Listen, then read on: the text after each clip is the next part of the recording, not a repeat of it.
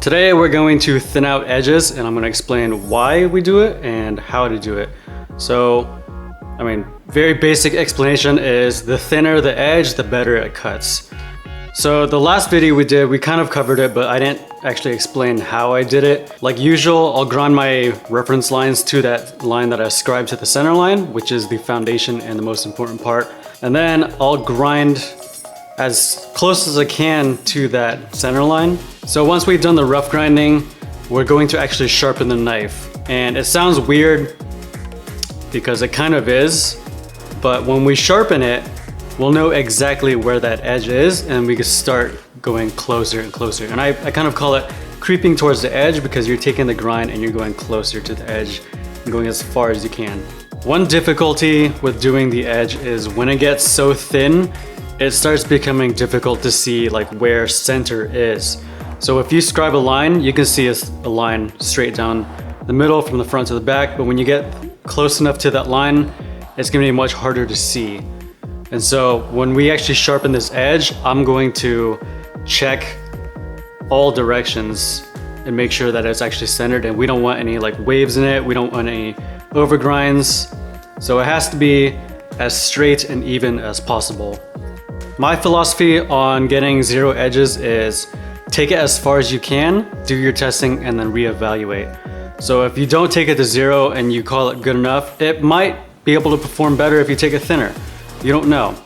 So when I do my testing on knives, especially when I'm trying a new design or something like that, I will take it to a zero edge as far as I can, as thin as I can, and then I'll test it. And if it runs into issues, I know I need to sharpen it up a little bit more and thicken up that edge. You'd be surprised how far you can take it, even with like outdoors knives or like, like hard use knives. You could take them pretty thin. It depends on, like how you use it and the geometry right above that edge. So a lot of people do that thumbnail test. They see how the edge flexes. If it flexes a lot, it'll cut really well, but it's gonna be really fragile. So it's always a balance between the two. So yeah, right now this blade is rough ground. We're gonna take it a little bit farther, as far as I can take it on the grinder, and then we'll sharpen it on the disc. You don't need a disc grinder to do this. It helps a lot because it's flat and it spins for you. But if you don't have one of those, you can do most of it with a belt grinder and then finish it on a stone.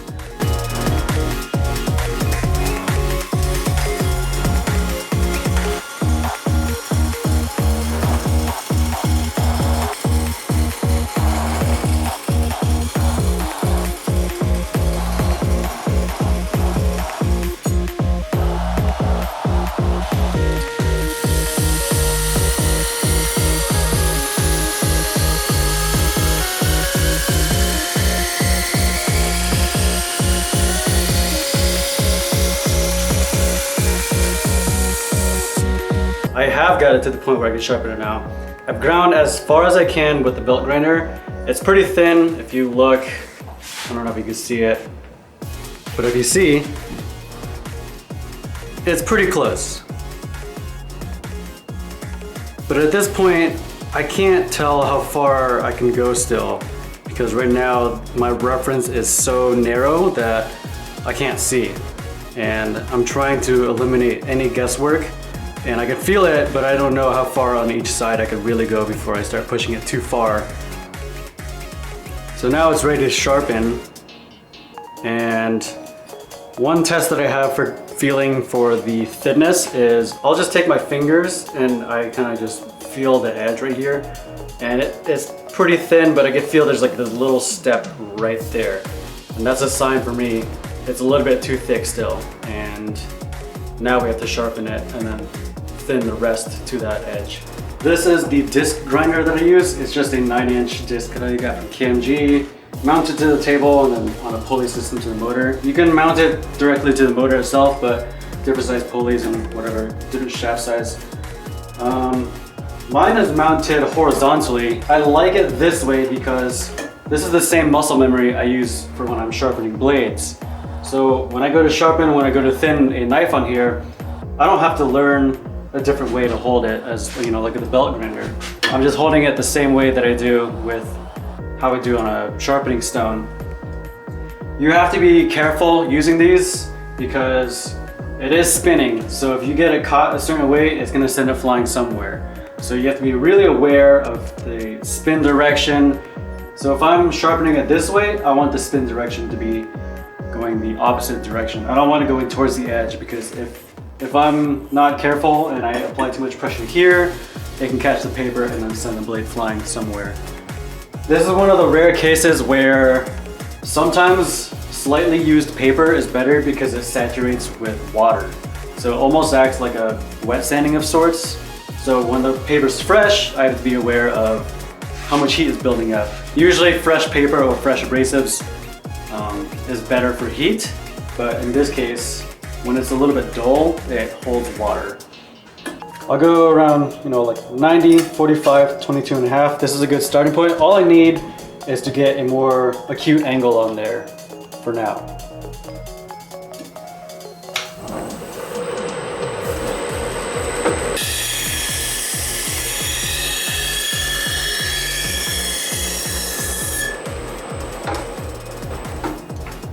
And then I'll switch back and forth from either side because I don't want to take off too much material off one side. And then when I find out that I've hit the edge, it's all offset to the left or the right.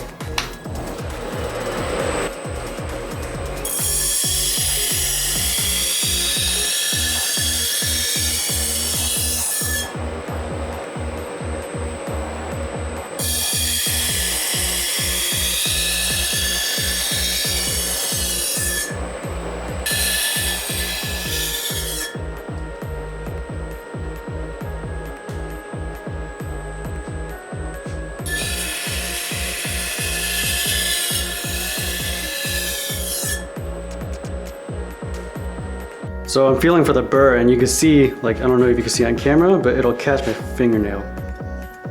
And I just go until it barely comes up.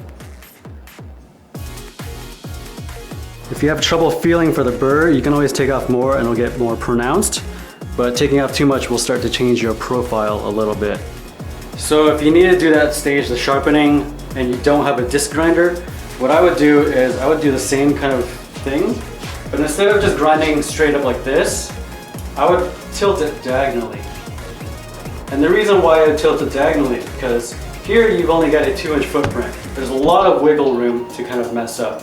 If you increase the footprint, now you've got this huge base and you've got a lot more control. So this, you remove metal faster because there's less to take off at the time. This, you get a little bit more control. So this is a lot flatter. It's not perfectly flat, but it's flatter. And then you can go to the stone, do the same motions, and then feel for that burr. So before, it looked like the edge was very thin, but now that I've sharpened it, you see this bevel has grown a lot more. It's a lot wider now that we've decreased the angle on the disc grinder. And so before it felt pretty thin, now I'm feeling it now. Now that this has become basically a zero edge because we've actually sharpened it, this feels a lot thicker, and this is when we start to thin it out. And I thin it out on the belt grinder, and then I finish on the disc. So it's rough grinding on the belt, then sharpening on the disc, then thinning on the belt grinder, and then back to the disc. This is the really tricky part, and this is just going to take a lot of practice. Before, grinding was easy because we had so much material here, but now the margin of error is very small. So I want to grind until this bevel is basically as small as I can get it. And it gets really tricky to actually take off material, that close. So the technique that I'm using with the push stick does almost everything. So if I want to thin out the edge, then I just move the push stick higher. Now I'm applying pressure all the way at the top. If I want to take off material lower, I just move this lower. This hand, the off hand, just pulls the blade. So while this is doing everything, this is just pulling. You could take a string and pull the blade and it would do basically the same thing. But when I'm taking off material at the very edge right there, it gets trickier because now you're, you can move this here along wherever, and it's gonna be difficult to dial that in. Now my muscle memory is a little bit different, and I'll apply pressure here, but instead of just pulling with the offhand, I'm doing a little bit of a twisting motion. So I'm actually gonna apply a little bit of torque right there, just a tiny bit. So instead of just pulling, I'm applying a tiny bit of a torque, and it's not much, like that same pressure is barely enough to like move the blade like that. It's not much at all. And that little bit of a difference will make dialing in this part a lot easier.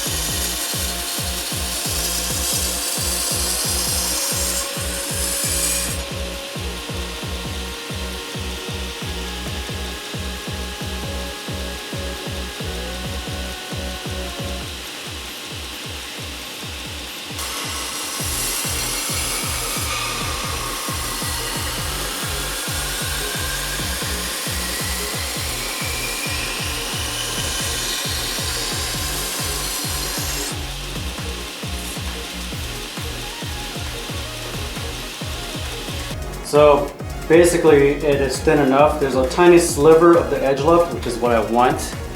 I don't want to go all the way until this is gone because I still have to refine the grits and sand, and it's going to take off a little bit more. So this is good enough for now. You can see the other side, I haven't thinned it, and you can see the difference in the bevel size.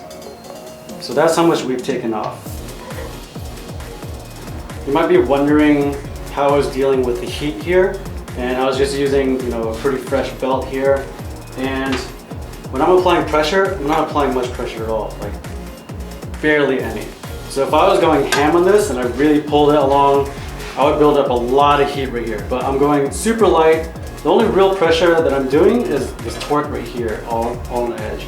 And then another thing I was doing is, instead of all muscle memory, I'm also looking at the gap between the edge and the belt. You can kind of look at the shadow between this edge and the platen, and then you can see like the sparks behind it.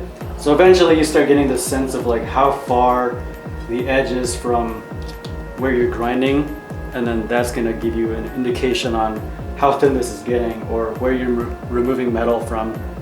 So that's it for sharpening and thinning out a blade. Eventually when you finish a knife and you use it a lot, over time as you sharpen a blade, it's going to thicken up that edge. And so to keep a knife cutting well, eventually you'll have to thin it out, either by stones or you send it back to whoever made it, or you know, just deal with a thick edge. A lot of people never thin out a blade, so it's just going to get really beefy. But if you want it cutting well, you have to keep maintaining it and thinning it. Eventually when you sharpen it more and more. And that's that. That's how you get a thin edge and how to get a knife to cut well.